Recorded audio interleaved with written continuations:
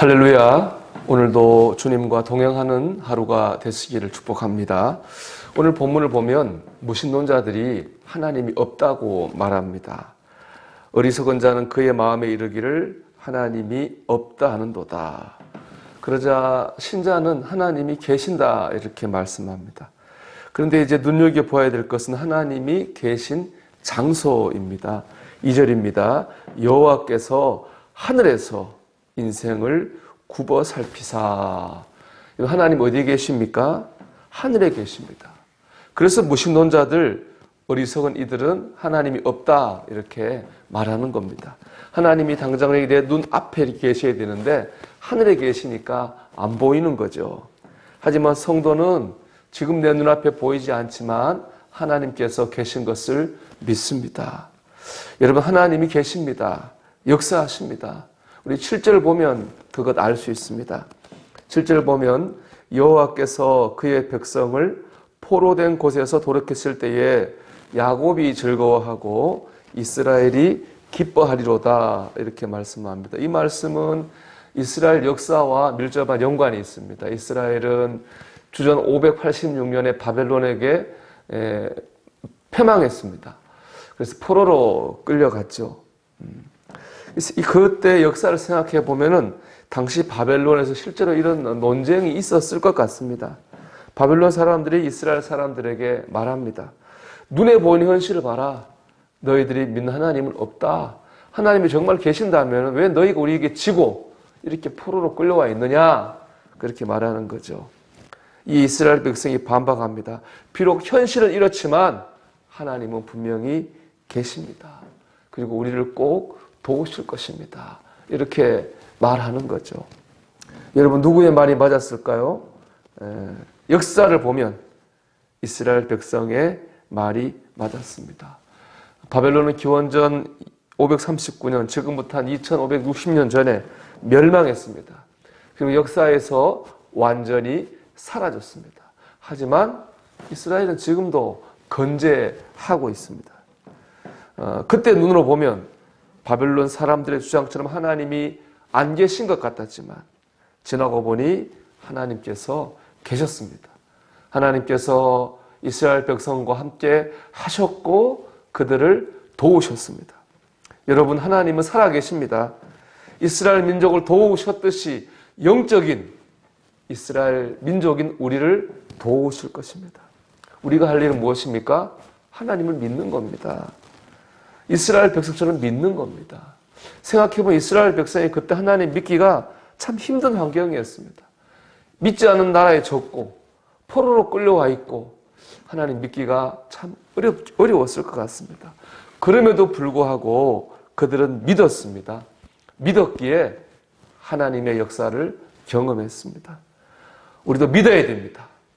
믿을 때 하나님께서 우리를 도우시는 것을 꼭 경험하게 될 줄로 믿습니다. 두 번째, 하나님 드러내는 삶을 살기를 소망해야 됩니다. 5절 말씀 보면 하나님이 이 하늘에만 계시지 않습니다. 하나님 계신 곳이 한 곳 더 있습니다. 5절 하반절인데요. 하나님이 의인의 세대에 계심이로다 이렇게 말씀합니다. 의인은 하나님 믿는 사람을 말하는 것이고요. 세대에 계심이로다라는 말씀은 함께 계신다는 말입니다. 즉 하나님은 하나님 믿는 사람과 함께 계십니다. 하나님은 저 하늘에만 계신 게 아니라 하나님을 믿는 우리와도 함께 계시다는 겁니다. 근데 중요한 것은 뭐냐? 하나님 우리와 함께 계신데 그거를 나만 아는 게 아니라 다른 사람도 볼 수 있어야 된다는 겁니다. 우리는 우리의 삶을 통해서 하나님을 보여주는 삶을 살아야 됩니다. 정치하는 한 분이 있습니다. 이분이 20년 전에 아들을 둘 입양해서 잘 키웠습니다. 근데 정치적으로 반대쪽에 있는 분들이 자꾸 입양했다고 하는 거를 알리지 말라. 그거를 알리면 정작 당사자인 아들들은 얼마나 상처를 받겠느냐라고 말했습니다.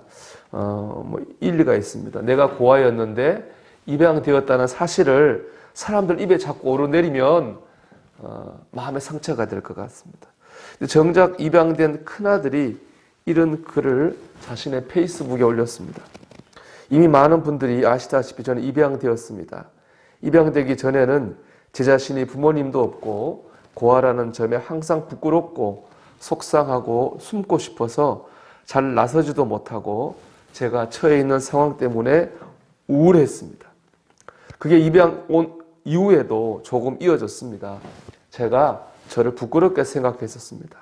하지만 살아오면서 하나님의 손길로 저는 진짜 많이 치유되었고 저는 더 이상 부끄럽지 않고 당당합니다. 저는 그래서 아빠가 이런 점을 더 언급하고 전했으면 좋겠습니다. 그래야 많은 아이들이 저처럼 극복할 수 있는 발판과 밑거름이 될 수 있기 때문입니다. 저는 이분이 정치적으로 성공하는 것보다 더 중요한 인생 성공을 거두었다고 생각합니다. 한 영혼을 어둠에서 구원하지 않았습니까? 만약 그 아들을 입양하지 않았다면, 그 아들이 고아로 있었다면 평생 고아라는 상처와 어두움 가운데에 살았을 것입니다. 특히 그 아들의 말 중에 하나님의 손길로 진짜 많이 치유되었고 라는 구절이 너무 도전이 됐습니다. 덜도 말고 딱 한 사람에게만이라도 제 자신이 하나님의 치유하는 손길이 되었으면 좋겠다 하는 생각을 하게 됐습니다. 우리 자신을 통해 하나님을 보여주었으면 좋겠습니다. 그리고 그 영혼을 살리고 그를 어둠 가운데서 끌어낼 수 있다면 여러분, 우리의 인생은 성공한 인생이 아니겠습니까?